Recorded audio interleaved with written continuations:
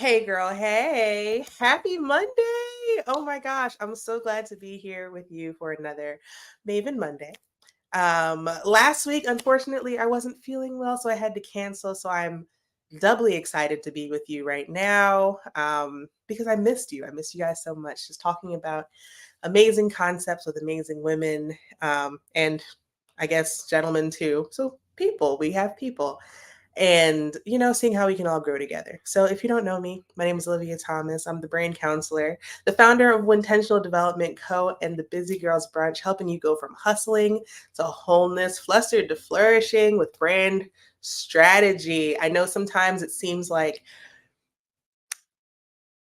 the brand just isn't coming to you. But the crazy thing about it is the brand is actually in you. So we have to work to get it out and find the alignment between you, your messaging, and your dream client. So that is what we do. If you are interested, we are having an Untapped to Unstoppable webinar on December 16th. I will put the details in the comments and I hope to see you there. But until then, today we are talking to my girl, Karla. She is not your father's wealth advisor.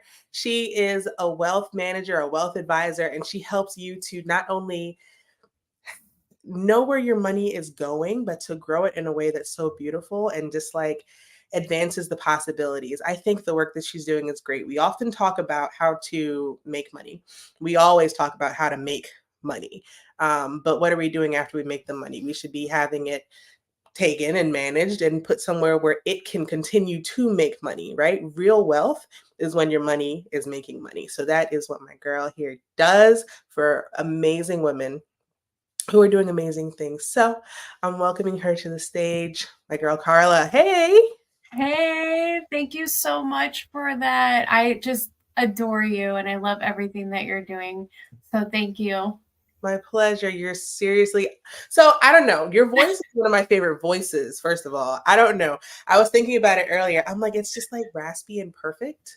And just the conversations we've had have always felt so comforting because it's like, oh, I don't know. It's just Oh, it's good times and you're just a genius and I love what you're doing because I think when we think about very hard topics like money, um, you do think of like the male wealth advisors. You think of like big Wall Street dudes and bears and hmm bulls and, hmm all of those like topics that seemed like very out of the way.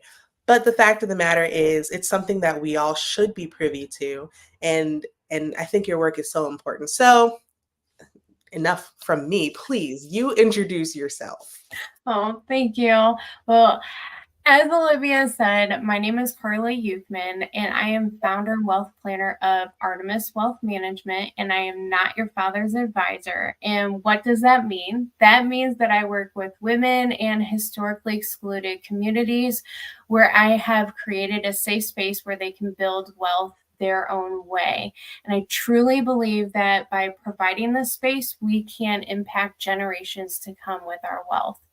So that is what I do. And I've been doing this for 10 years and I have my own firm so that I'm so excited to be able to provide this space for so many people that need it and that deserve it. Awesome. Awesome. Seriously. So how did you get into this? I mean, again, we it's been 10 years you said? Yes, 10 It's been years. 10 years, right? And historically speaking, people think about like topics like money and finances is kind of a man's thing, right? Mhm. Especially a decade ago. Like Yeah. more recently, you see a lot more women, but at that time, I'm sure it was you. So how did Yes. you get here? Well, okay, so I didn't come from money. My family, was your working class family. I got married and had my daughter at 20, and we had no money either. I used to tell the story of we ate hamburger helper without the hamburger because we couldn't afford the hamburger. And so, it was just one of those things is I wasn't privy to financial education. I also didn't feel comfortable asking for help because I was always met with judgment. And it was because I made mistakes with my money, or I just didn't have the resources that other people had. And throughout the years, so I went through 2008, I made plenty of money mistakes, and I started working in corporate America. And I had a family friend that said, "Hey, you like to educate people in the career that you're in right now. You train people, and I think you would be really good in this industry." And I go, no, because I made my own mistakes, and I was like, I don't want to do it. And I did some really deep self reflection, and I thought about my experiences that I had with either advisors, bankers, anybody that came into my life when it came to money, and how I was treated and how I felt, and how I felt bad about myself, which wasn't fair because I shouldn't feel bad about myself. And I'm always someone that has wanted to push the boundaries for other people and for myself. So I said, well, I'm going to get into this industry because I know that I can provide something completely different that isn't in the industry. And if I felt this way, I know that so many other people are feeling this way about just getting help with their finances. So I got into the industry, and it's been 10 years. I love it. I love it. It's such a sensitive topic, right? And so many of us would like to know more about money. So many of us would like to actually, do something better and walk over from, this idea of rich to actual wealth. So it's so compelling, this idea that you want people to feel, comfortable in addressing these things that are very real. So how do you make the process, well, what is your framework? How does it look to work with you? Yeah. So I have a call with you. It's a 30-minute call, and I actually ask you what your money relationship has been like. And I don't know very many other advisors that ask that question, but you have money coaches that are asking those questions, which are amazing because we need to be asking those. But advisors are not asking those questions because the way that I work with you is going to determine what your relationship with money has been like. So Mm, if you've had a rocky relationship, which most of us have, yeah. I know what I need to be doing to guide you through the process, and also make sure that I'm speaking to you in a certain way. I understand how you're feeling.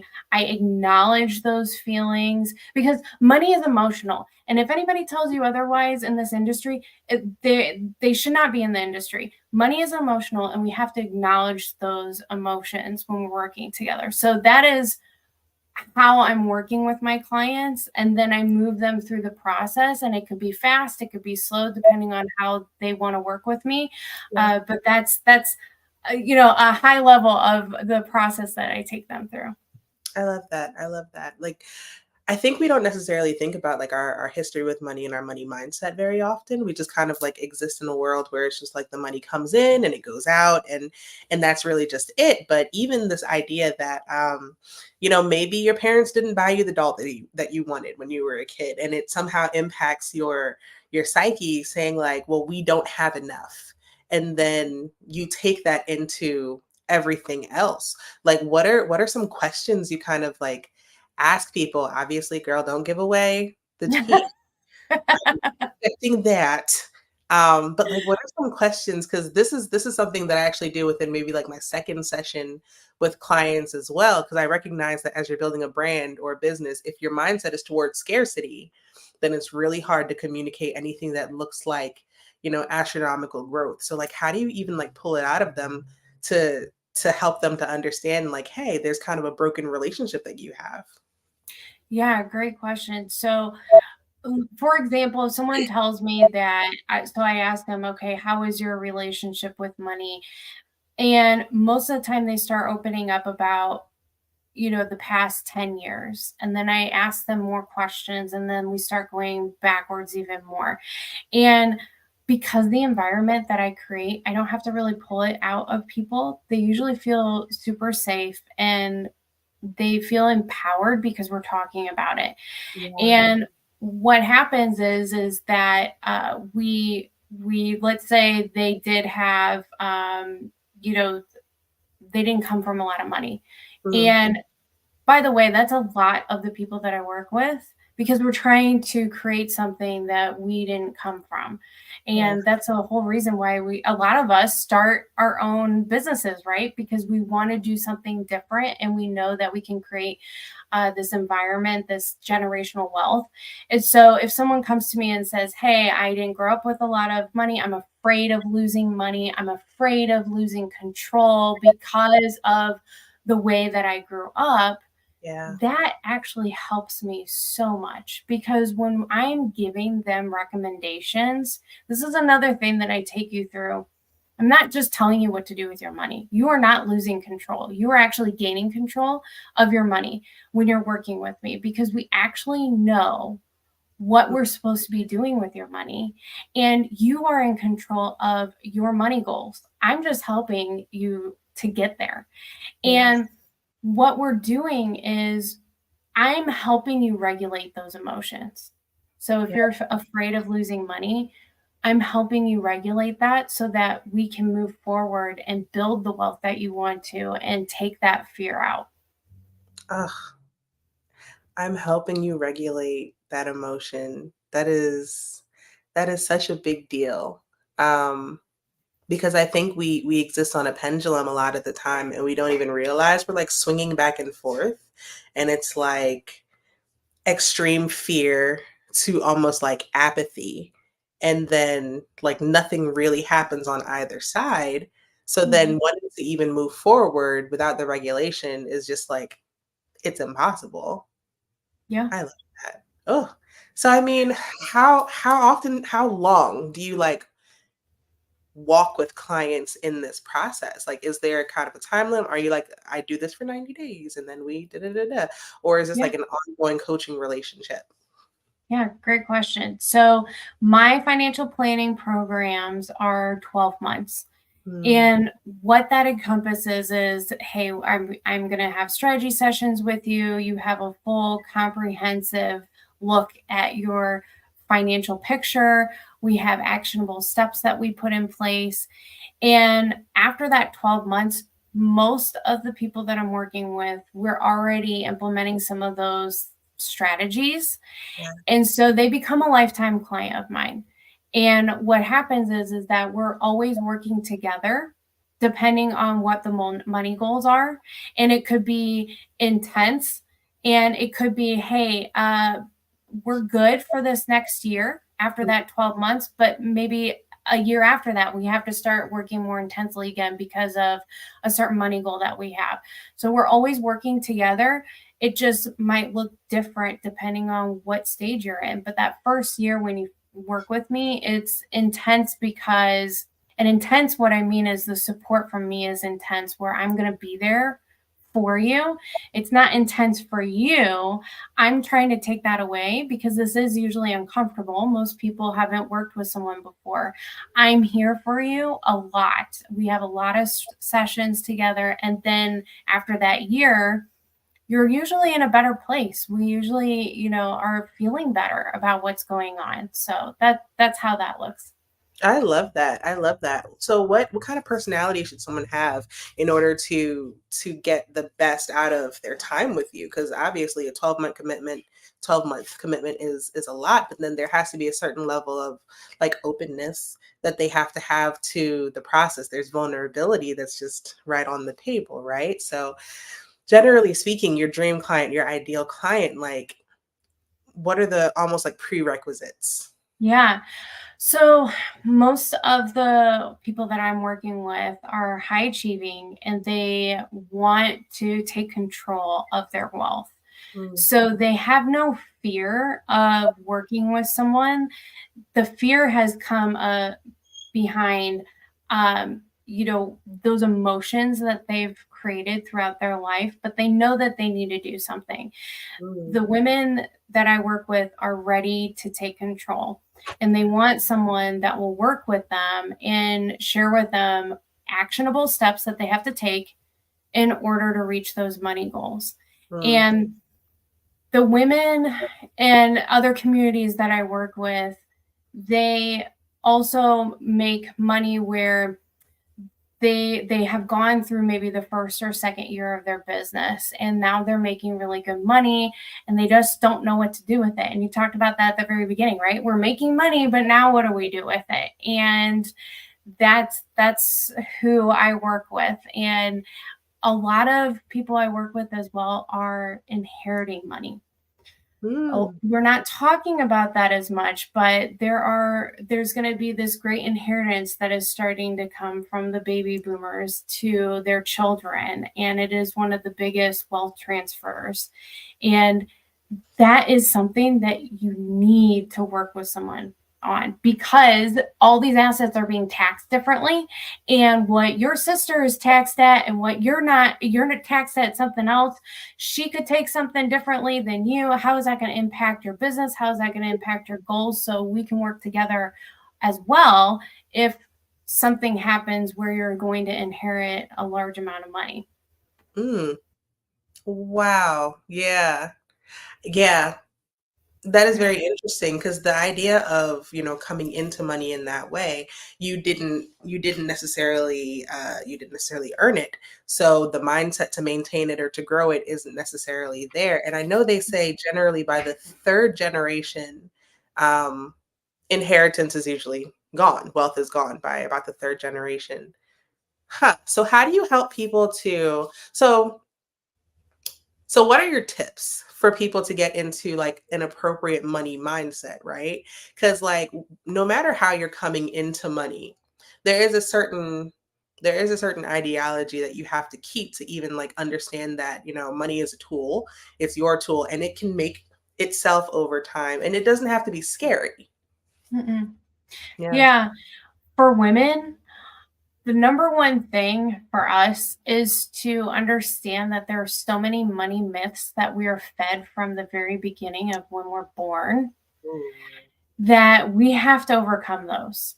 yeah. And what I'm talking about is we are worthy of wealth. We are good with money. We are good with math, and we are good with creating a plan. We are not overspenders. Those are all myths that have been ingrained in us. So when it comes to building wealth, we automatically think to ourselves, well, I'm a woman, I'm bad with money, I like to shop, or Mm, I've always been told I'm not great with math, so budgeting, cash flow management.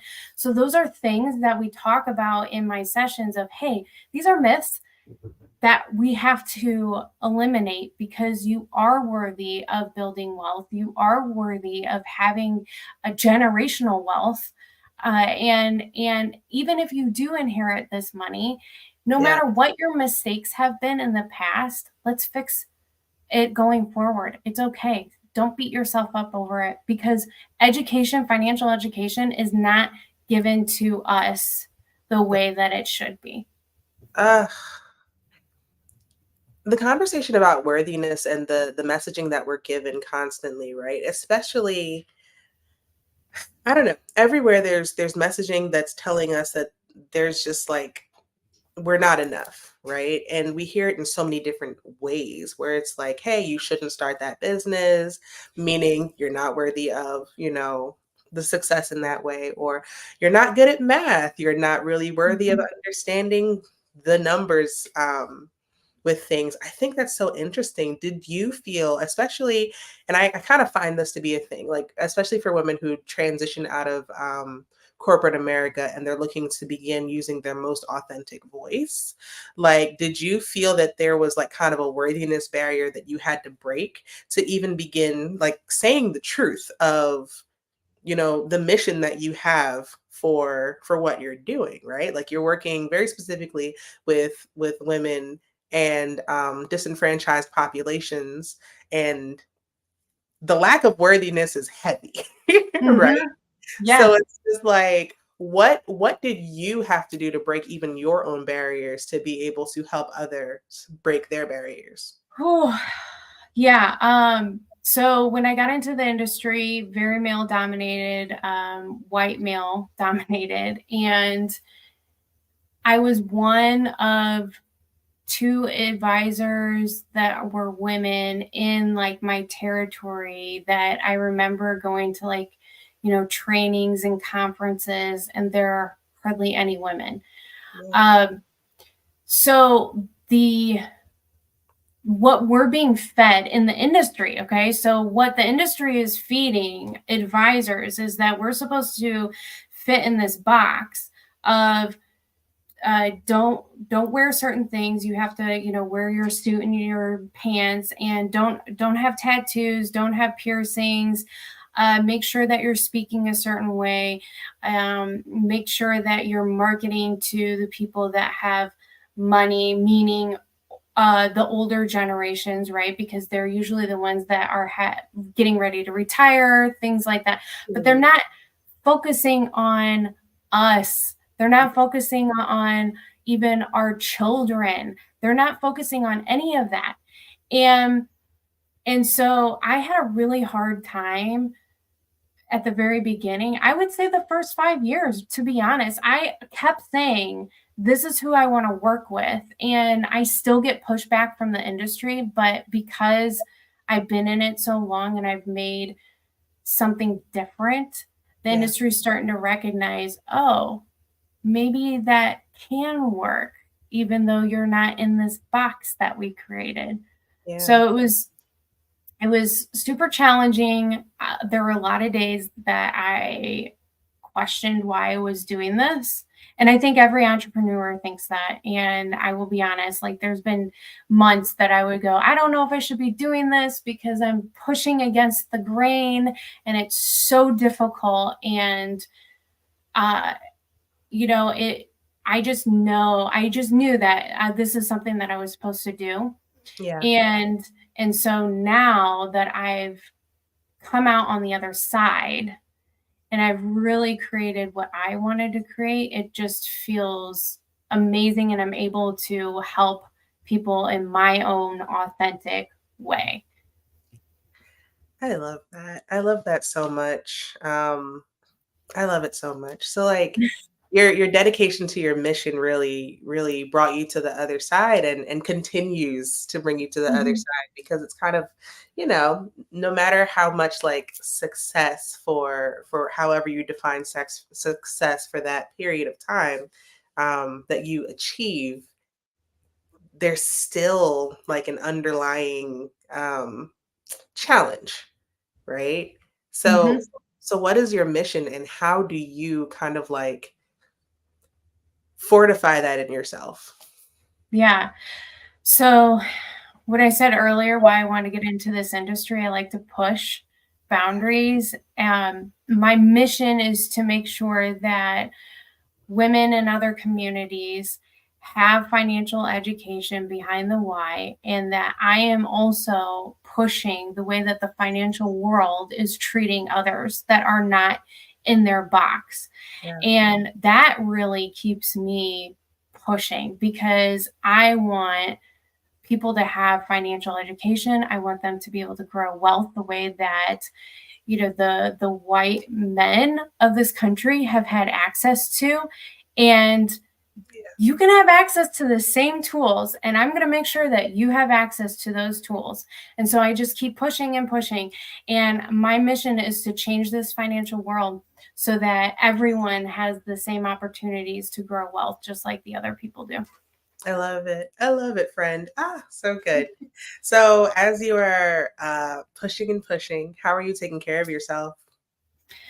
So I'm really bad.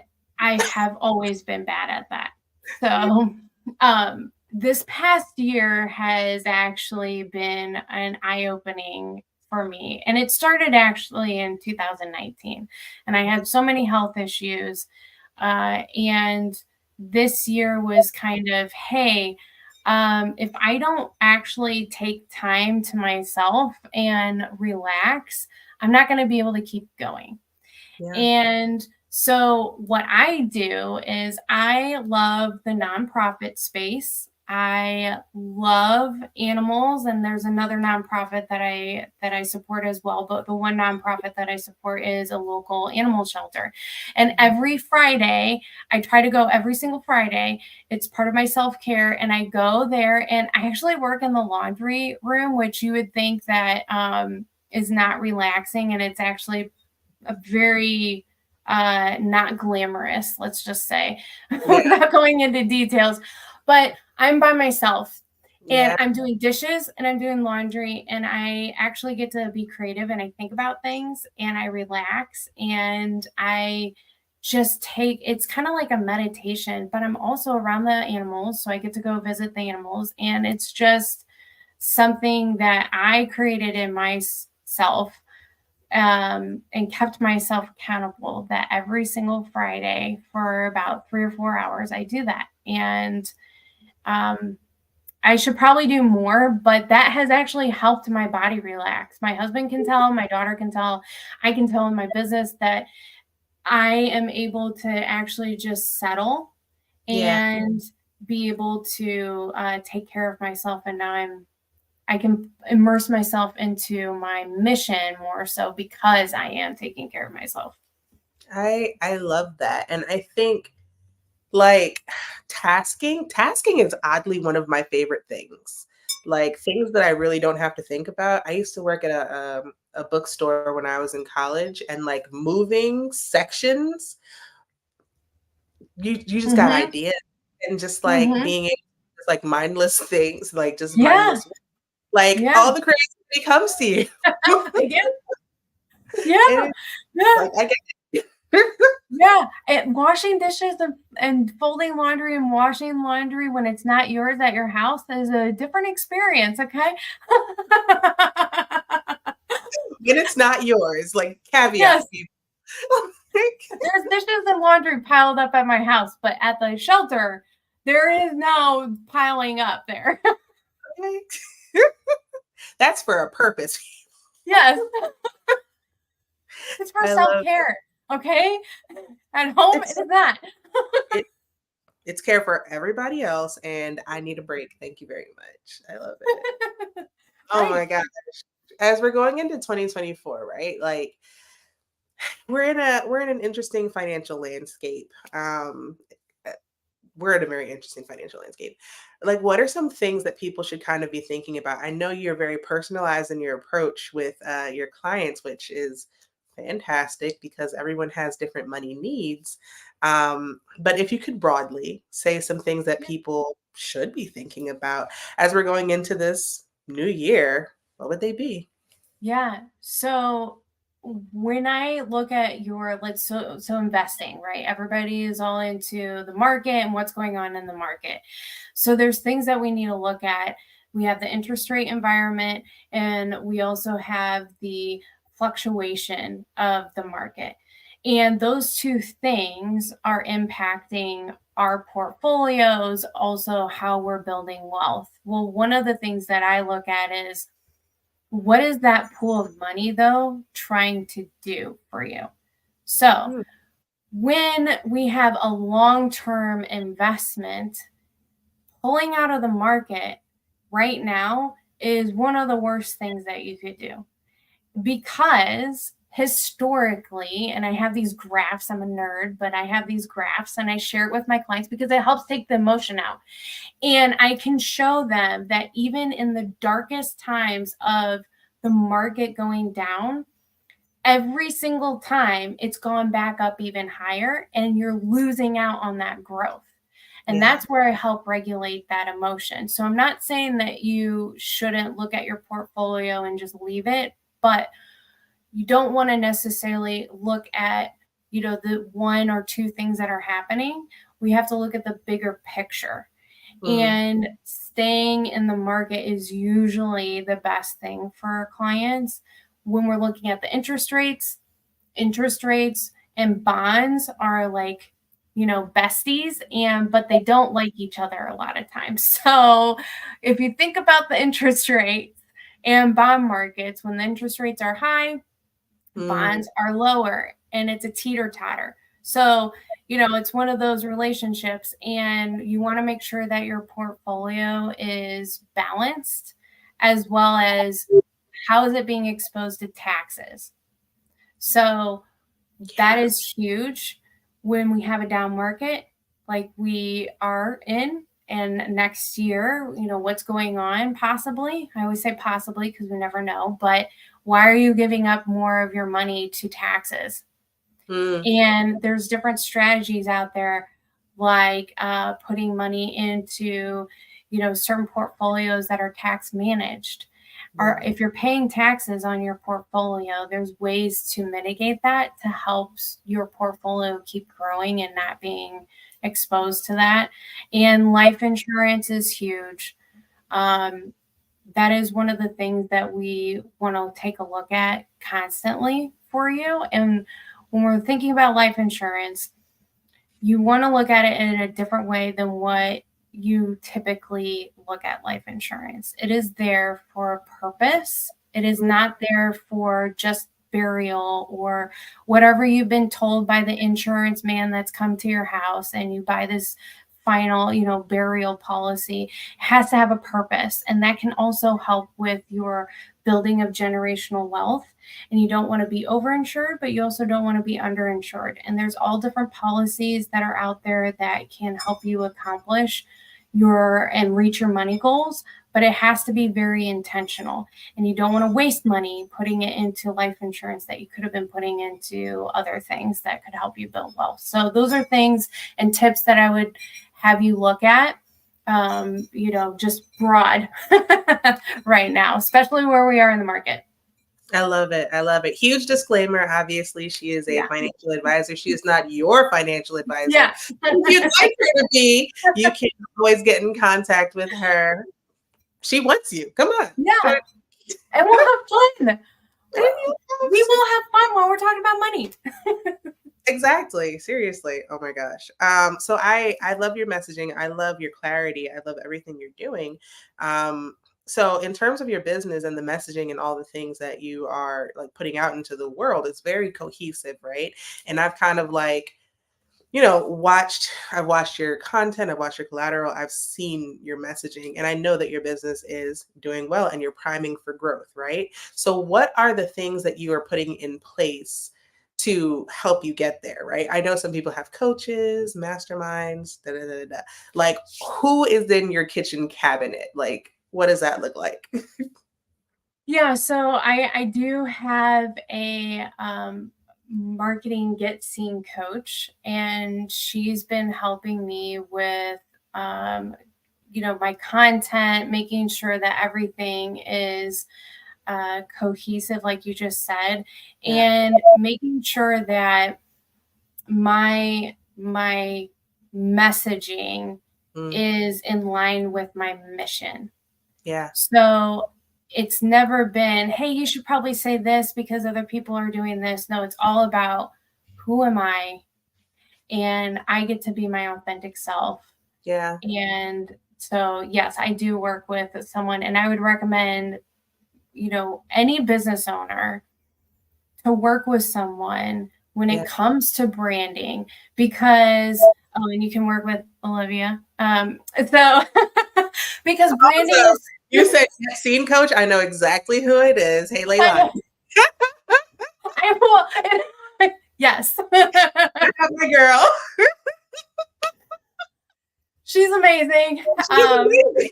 Yes. So that I've been working with her, and and so it's just one of those things where I already knew where my brand was, though. And that's the thing.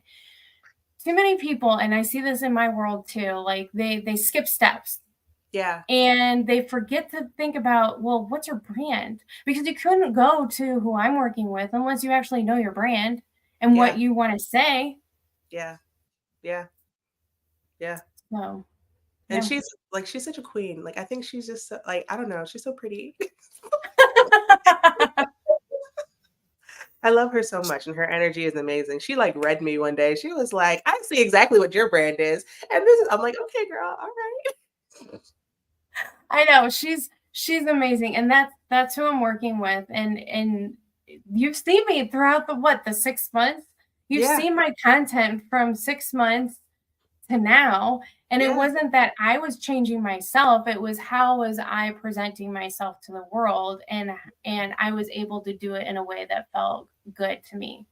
I love that. I love that. Like it's so serious. And I love what you said about how, it's really about the authenticity of knowing who you are and being able to even put that messaging together before even getting into the marketing portion. I think a lot of people don't necessarily they know themselves in as much as they know themselves, right? Mhm. But as Mhm. far as marketing yourself and kind of like putting the shame to the side and all the messaging where it's like we're not worthy of even telling our like real intimate story and letting people know that this is the intersection of how I can actually help you. Like that's such a big deal. So first Mhm. of all, kudos to you Thank you. for having a brand together before getting into the marketing because I know like that's a work and it's an act of vulnerability to be able to even like put it on paper like this is the truth. Yeah. Yeah, Uh, it is. It takes a lot of vulnerability, and I don't it took me a while to figure out my brand because I didn't have somebody though to help me, by the way. My world is all about what are all the other advisors doing. I wasn't exposed to the coaching world. And so when I got into this amazing community mm, and even met people like you, it was like, oh, this is, I figured out my brand, but other people that I work with that are my clients, they actually have a resource that they can create a brand now. yeah, it's so serious. I love it. Oh, I love it. Carla, this was super fun. All right. If there's anything that people should know about you, any events or the offers that you have, how people can get in touch with you or how they can work with you, like where are you on the internet? I'm on the internet streets, on the Facebooks and the LinkedIns. My daughter would kill me that I just said that. um, you can follow me on LinkedIn at Karla Ukman or Facebook at Karla Ukman. And also, I created a brand new offer, and you will see it on both of my pages. Life insurance. I'm an expert in life insurance. I'm not going to go down the whole thing. You can read my post. But I created this package of just getting a life insurance analysis done by a financial planner, me, Mhm. because you want to make sure that you're not just getting some type of policy that might not fit. And if you're not ready to work with me in a huge capacity, you can work with me in this way first, because this is the foundation Mm, of growing and building wealth. That I just came out with that a couple weeks ago. So that is $500 and it's for a year. And you will get all the information that you need for that. And then I do have my 12-month program. It's my most popular program. And right now, because of the holidays, and I know everybody's busy, but if you meet with me and we sign up for a 12-month program, I'm giving you a free month on top of that, because we all know we have great intentions to get this going. And if you don't sign up now, it'll be April before you know it. And yeah, so yeah. talk to me now, sign up, and you get a free month. Yeah. It'll be April before you know it is so real. I know, because they're like, oh, we'll wait till after the holidays and then it's April. And it's like, no, let's talk now. Let's get going. I know the holidays are coming up. Well, I'll just give you an extra month on your 12-month program. So you're actually getting 13 months and it's not so much stress, but you're at least starting to move towards, getting everything organized. I love that. I love that. I love that. You're so amazing. Carla, thank you so much for being Thank here. you. It Thank is you for having me. I always love you. You're amazing. Thank you. much. Thank you, lady. You have a great night. Thanks. Bye, everyone. Bye-bye. Karla Ukman, everybody. She is fantastic. And like she said, having your brand together is It's paramount for success. Clarity creates confidence, creates cash. So if you're trying to go from untapped to unstoppable, I will put the details in the comments along with Karla's information. Hopefully, I'll see you on December 16th. And then you can sign up for Karla's program too. Get your money right, guys. She will have you looking really good for the future. Your generational wealth, just get with her. Thank you again for being here. Happy Monday. Have a wonderful week. Bye.